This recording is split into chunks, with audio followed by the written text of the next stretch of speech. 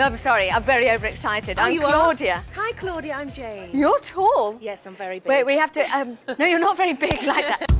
You're so cute. I just have to say that Jane said, you've got an awful lot of pages. I'm not that interesting. You are.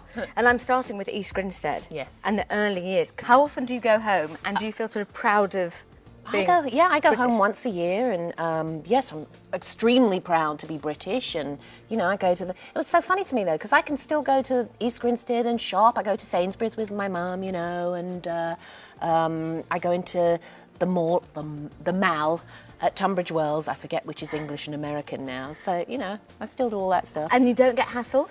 No, occasionally, like I'll be in, what's the name of that store in Tunbridge Wells, that shop? It's one of the department stores there, and somebody will get, that's Daphne, you know, and then they'll sort of start following me around the aisles, you know. Did you open a Fate, or was that a lie? Yes, no, I did. My parents live in a small village, and I opened the village Fate, yes. Because it was the church that my husband and I got married at, and the vicar, you know, and my daughter was christened there. So, yeah, I opened the church Fate. I met an American boy dancer on this commercial, and he said, "You do really great in the States, honey." And I said, "You know, I'm thinking of doing that.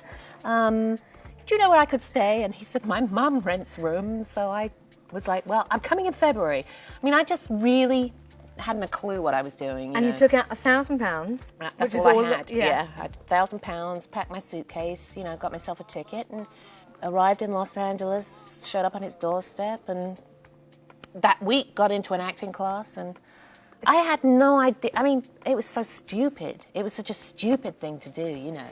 Which did you view as your, or what did it feel like, the big break? Was that Murphy, was that Seinfeld? Was that like, oh my God, they've said yes?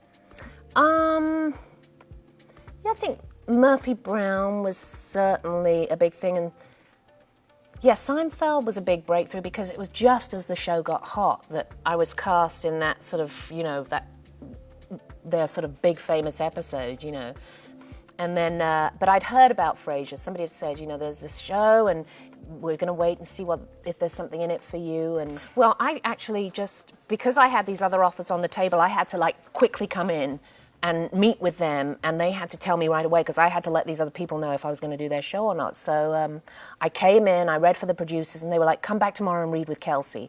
So Kelsey walked in, we read together. I was like, "Really? Oh my God, this is fabulous." There's such a down-to-earthness about her and such an Englishness to her that is so much a part of, you know, my frame of reference. Like, there's a bit of both my sisters in her, you know, they'd be horrified at me saying that, but sort of the bossy and nosy and, you know, poking her nose into things, but the sort of good-natured and down-to-earthness of her, you know, and that she's able to sort of burst their bubbles all the time, you know.